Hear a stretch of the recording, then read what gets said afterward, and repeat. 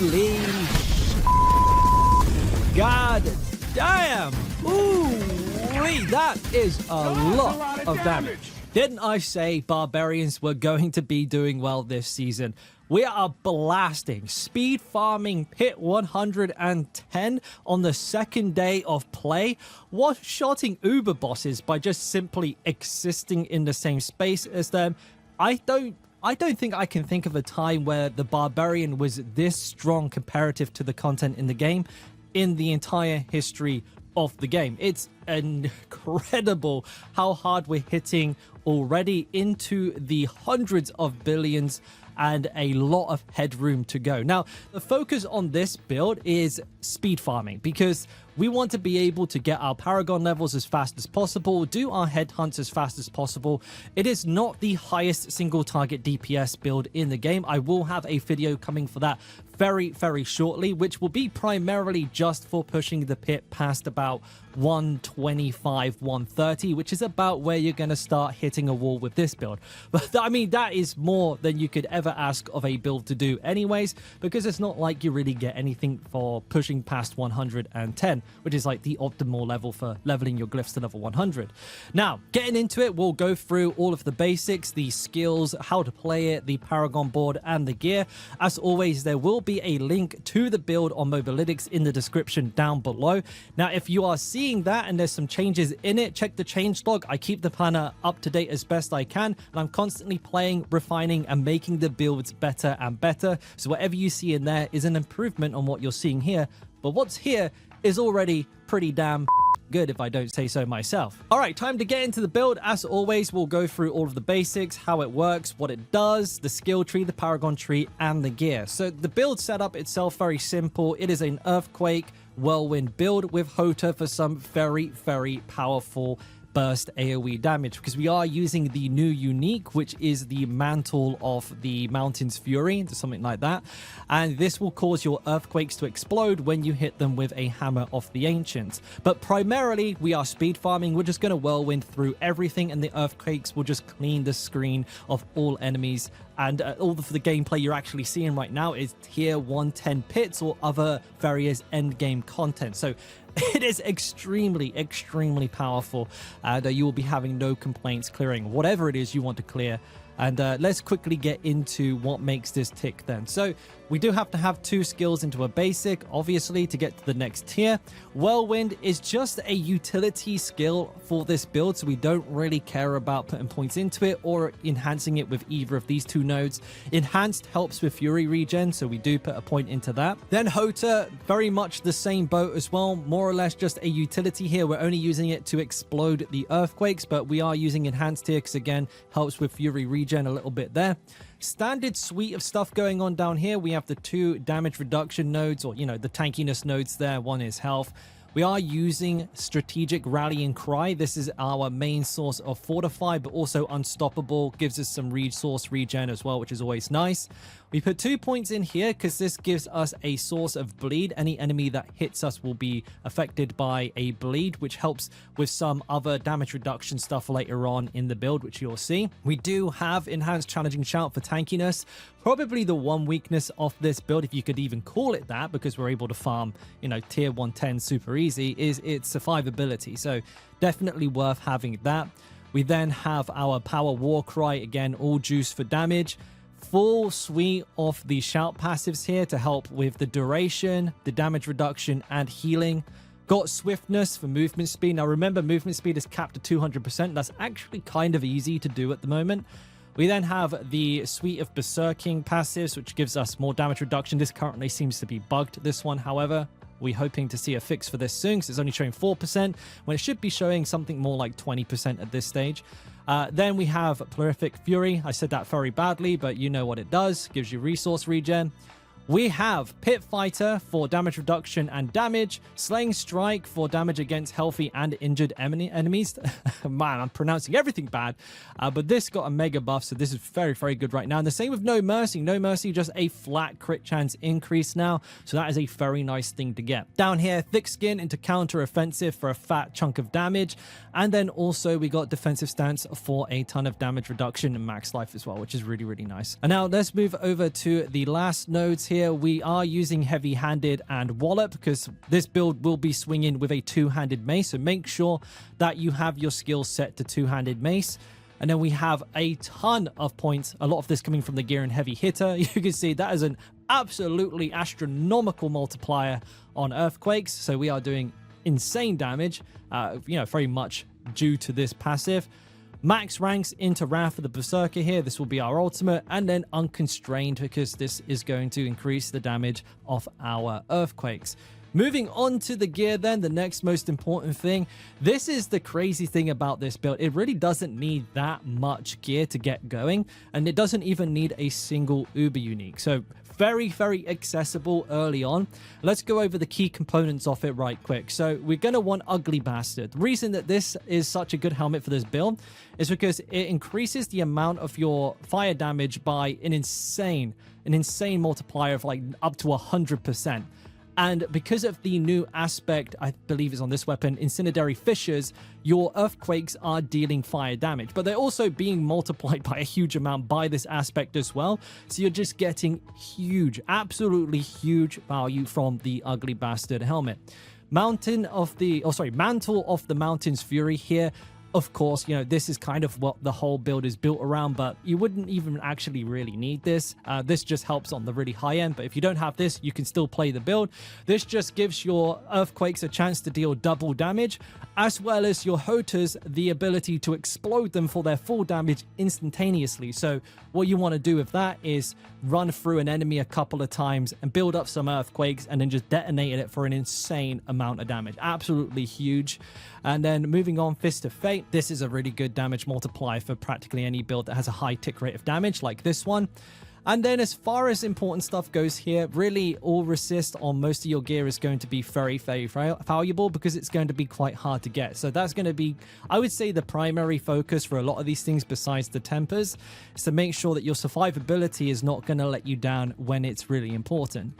Now moving over to the weapons, a couple of things here that's important is you need to get, or you want to aim to get, your damage while berserking total to about 450%, because that's going to give you the maximum bonus from the Blood Rage Paragon node, and I'll show you more about that in just a second. And then you want also around about 500% from close, or too close, sorry, because this will help with the Force of Nature Paragon node, which I will cover in just a bit in the video. So when you are choosing your tempers, keep those numbers in mind. 450 to berserking, and then 500 to close. Once you've hit those, then you really just want to go for the highest numerical value of damage, which often ends up being vulnerable, or damage while berserking. Those two, very, very good. So that's why we've gone for those on the weapons. As far as the aspects go, fissures, again, like I said, this is extremely, extremely useful. We also have Grasping Whirlwind here, which is going to help with grabbing enemies and, getting them on top of those earthquakes for you. Wind Strike for movement speed. And then the other weapons here, we've got Executioners here. This gives us an absolutely insane scaler for our earthquakes. They deal 15% increased damage for every 100 strength we have.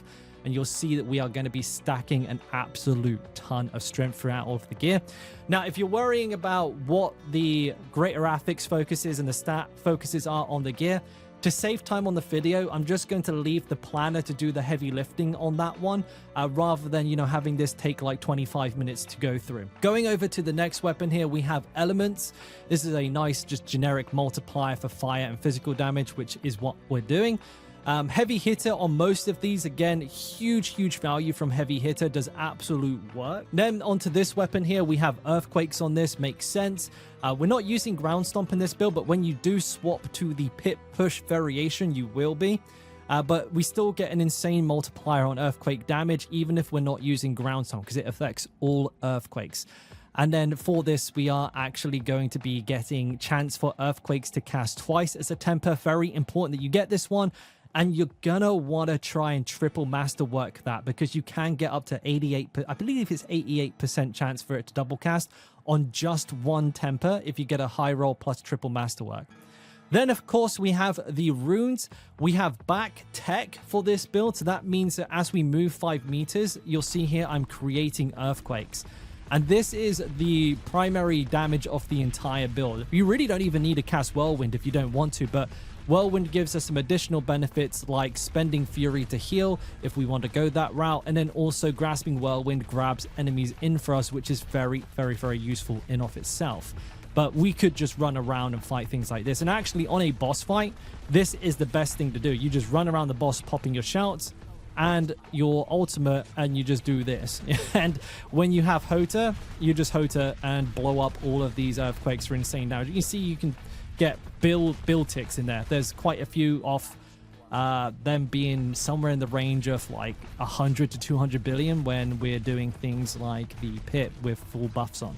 But getting back to the other set of runes here, we have Igni Gar. So this just gives us a pretty consistent 25% critical strike chance bonus. What Igni does is that it stores up offering every second, and every time we use a non-basic skill, so one of our shouts, for example, it will then consume that offering and give us the benefit, which is the crit chance. And the crit chance is very useful because earthquakes can crit. As for the rings here, again, all resistance is more than likely going to need to be on one of these, but we're going to run Wrath of the Berserker cooldown reduction as a temper, and then whatever type of damage it is that we need to hit one of those two goalposts that I was talking about with close and damage while berserking.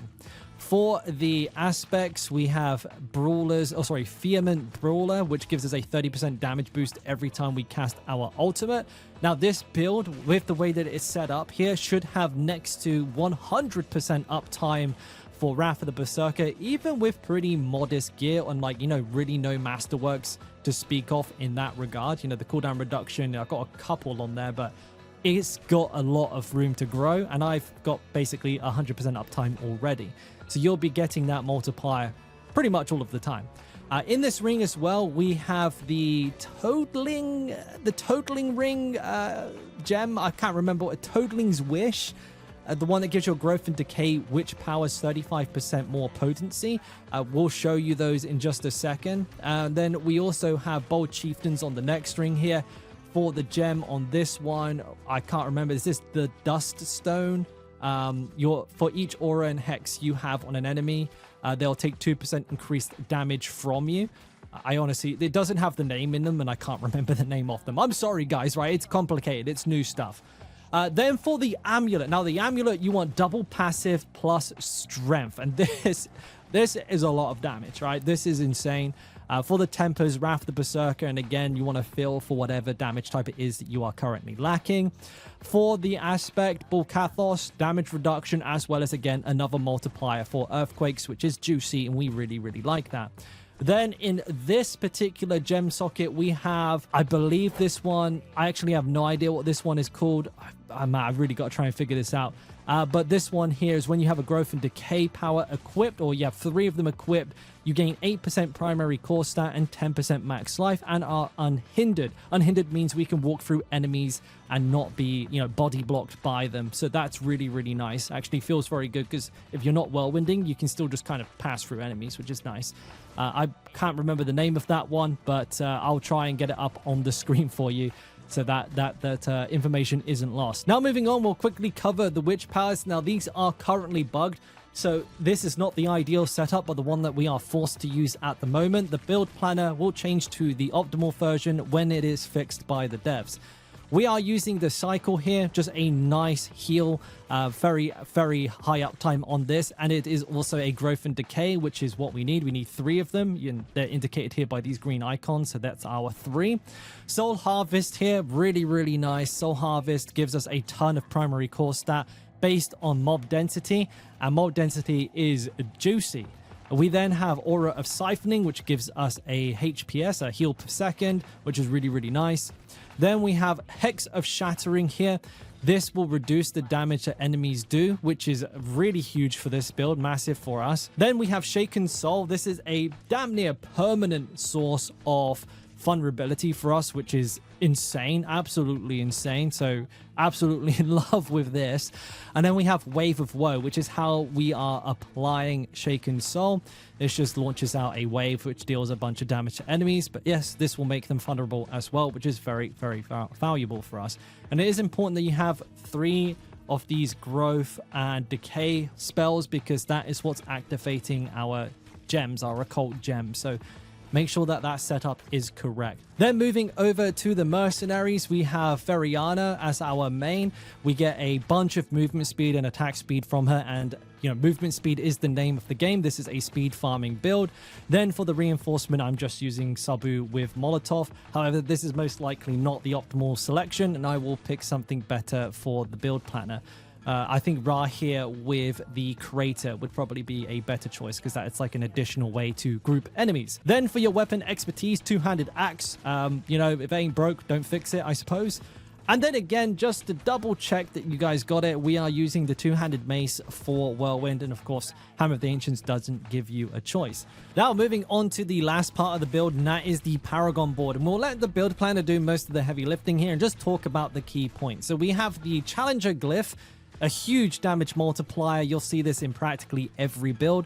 First board I've gone into here is Blood Rage. Now this is the reason we wanted 450% damage while berserking bonus, because that will give us the maximum 45% multiplicative damage bonus if we do have that amount. We then have Aya as our chosen glyph. This will give us a bunch of damage reduction while berserking, which is very valuable for this build. You'll see that as a running theme in the glyph choices here, but also damage while berserking, which we will need, especially earlier on when your gear tempers are not that good. Then we have Weapon Master, which got a big ass buff. This is actually really powerful now, with a very, very attractive 30% damage increase to injured and healthy enemies. In this glyph here, we have Rumble, insane earthquake damage, with the added benefit of giving us a 10% damage boost for up to 5 earthquakes while they're active, for a total of 50% global damage multiplicative as well, which means it's a big increase in damage. Moving on to the next board, it is Force of Nature, and this is why we want that 500% damage to close enemies to get the maximum 200% multiplicative, again, damage bonus to earthquakes. As our chosen glyph for this board here, we have Martial. Gives us cooldown reduction on our non-shout skills, which is going to be just Wrath of the Berserker for this build. But this really helps get down to like basically a 100% uptime, so that we're always benefiting from that ultimate and also from that aspect, Vehement Brawler. But it also gives you a pretty juicy buff to the surrounding blue nodes as well, which is very handy. You get a lot of close damage from these ones. Then finally, our last board is Decimator, which got a buff. It was already a must pick for every build. Now it is a giga must pick for every build. Get a nice big damage multiplier from this, 20%. And then also for this board, we've got Territorial. The damage reduction, again, very valuable. And then we have a bunch of damage to close enemies from this as well, which is very, very good for us. As far as all of the auxiliary stuff, most of it is focused on damage reduction. Again, it's the one, and I say this in quotation marks, weakness of the build. The damage is absolutely insane regardless. Then just to say it one last time, the build planner is down in the description below with a lot of written information about why these things have been chosen, or what to go and when. But if you have any questions, by all means do feel free to leave a comment down below. I will try my best to answer as many as I can. And as always, if you enjoyed the video, consider giving the video a like, subscribe for more Barb content, and I'll catch you on the next one. All right, love you. Bye.